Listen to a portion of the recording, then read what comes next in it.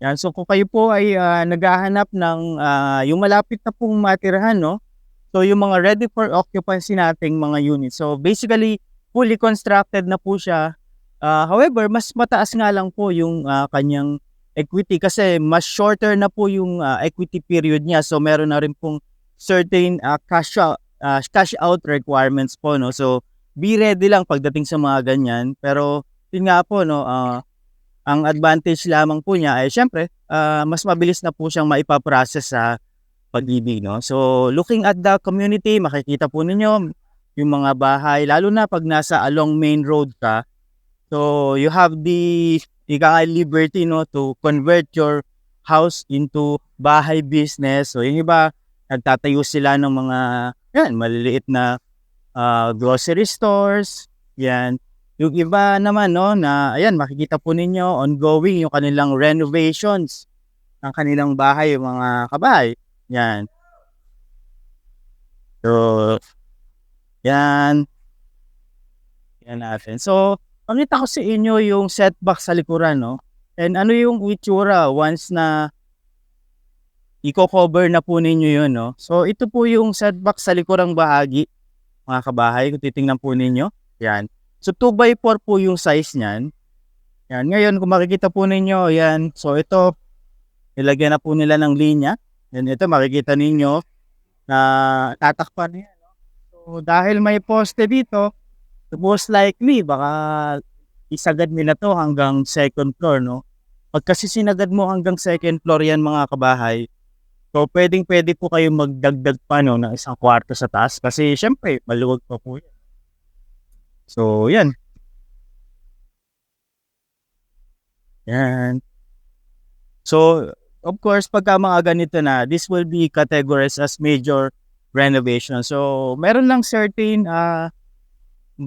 certain set of requirements na kailangan nating i-comply para po tayo maaprubahan, no? Para sa mga ganitong modifications or renovations po, mga kabahay. So yan, yung mga ganito, ang tawag dito is inner road or secondary road, no? So okay sa mga ganito kasi pwede ka namang mag-street parking. However, one-side parking lang tayo dito, no? Kaya advantage sana kung meron kang or kung wala kang katapatan, yan, lalo na dun sa mga areas na ganyan.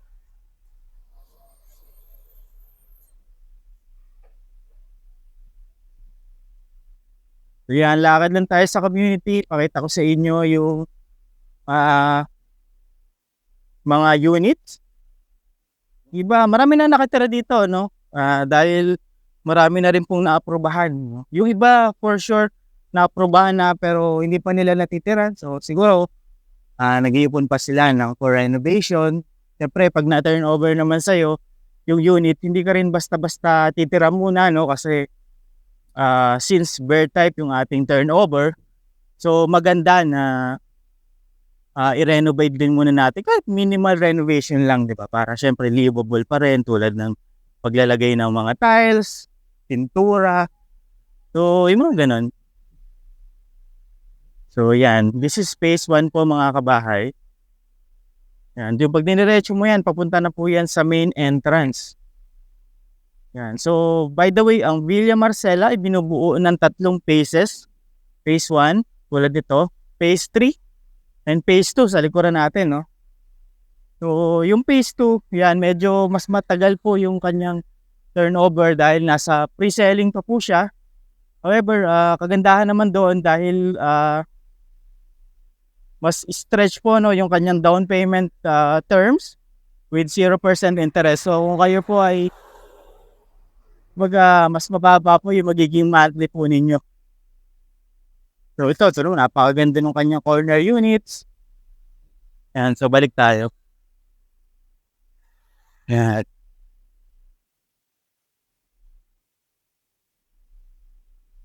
Yan. Kung kayo po ay sumasahod ng around 18,000 to 25,000 pesos basic salary, pwede po kayo qualify, no, sa isang unit dito sa Villa Marcela. So para po sa detalye, sa computations, pwede niyo po akong i-message directly sa ating Kabahay Goals Facebook page para matulungan ko po kayo mga kabahay. So pwede rin tayo punta dito sa site para makita nyo mismo yung unit kung nasaan nakatayo yung mga RFO na units. Okay.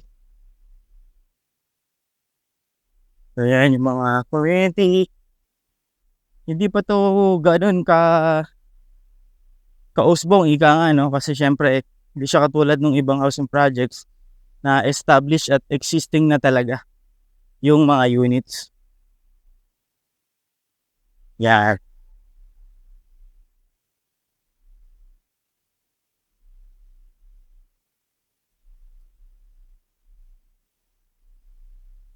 Epic Homes.